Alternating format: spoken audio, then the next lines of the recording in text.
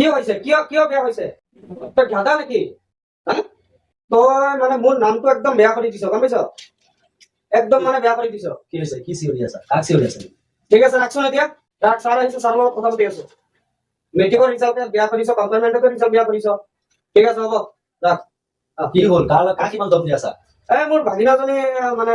মেট্ৰিকত বেয়া কৰিছে বেয়া কৰিছে তাৰপিছত কম্পাৰ্টমেণ্টেল বেয়া কৰিছে কম্পাৰ্টমেণ্টতো বেয়া কৰিলে সেইকাৰণে ইমান দম দিব লাগে নি এতিয়া ল'ৰা ছোৱালীয়ে পঢ়া নাই যদি আৰু বেয়া কৰিছে কি নহয় এনএছত দি দিয়া মোৰ তাত মই চিন্তা কৰি আছো এনআৰএছটো দিম বুলি এনএছত দি দিয়া মই এনএছত এতিয়া বৰ্তমান এডমিশ্যন চলি আছে এতিয়া এডমিশ্যন কৰিলে অক্টোবৰত ফাইনেল এক্সাম দিব পাৰিব এনএছত দি দিয়া ভালকে মই গাইড কৰি দিম ভালকে মই শিকাই দিম কেনেকে পাছ কৰিব লাগে তুমি ডকুমেণ্ট কেইটা দিয়া মই কামটো আগবঢ়াই দিওঁ অক্টোবৰত পৰীক্ষা হৈ যাব কেমেৰাটো অন আছে কেমেৰাটো অলপ মই মানে কৈ দিওঁ মোৰ যিকেইটা অডিয়েঞ্চ আছে সিহঁতেও মানে অলপ গম পাব যদি আপোনালোকৰ মাজত কোনোবা মেট্ৰিক বেয়া কৰিছে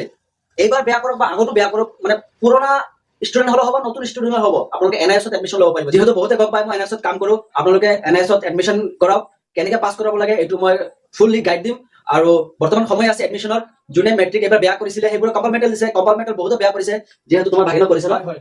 মেট্ৰিকো বেয়া কৰিছে তাৰপিছত আকৌ কম্পাৰ্টমেণ্টেল দিছে যোৱাকালি ৰিজাল্ট দিছে এই ৰিজাল্টটো বেয়া কৰিছে এতিয়া দ্বিতীয় বিকল্প কি হয়তো আপুনি আকৌ স্কুলত পঢ়ক ৰেগুলাৰ নহলে অপেনত ওলাওক এনআইএছত ওলাব হলে মোৰ লগত কণ্টেক্ট কৰক মই এনআইএছত ওলাই দিম মানে মই গাইড কৰিম কেনেকে কি কৰিব লাগে সবিশেষ জানিবলৈ মোক পাৰ্চনেলি আপুনি কণ্টেক্ট কৰক মই চব জনাই দিম আৰু এটা কথা আছিল আপোনালোকক যে এনআইএছৰ বহুত মানুহে কয় যে এনআইএছত দি পেলাই আমি যিকোনো গভৰ্ণমেণ্ট জব হওক বা আমি হায়াৰ ছেকেণ্ডেৰী পৰীক্ষা দিব পাৰিম নেকি বা কলেজত এডমিশ্যন হ'ব পাৰিম নেকি সেম একে ভ্যালু হয়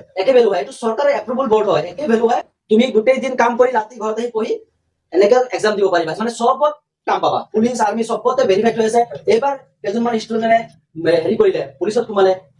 এমইউবিত সোমাইছে অলৰেডি চাকৰি পালে সেইটো বাৰু বহুতে গম পায় চবে জানে যে এনআইএছ বৰ্ডটো কেনেকুৱা যিকোনো বস্তুত একচেপ্ট হ'ব এতিয়া তুমিও অলৰেডি যিমান গম পাই আছা কিন্তু তোমাৰ ভাগিনা কেইটা কি কৰিবা ৰেগুলাৰ স্কুলত দিবা ৰেগুলাৰ দিলে আকৌ দি দিয়া মই এনআইএছতে দিম কাৰণ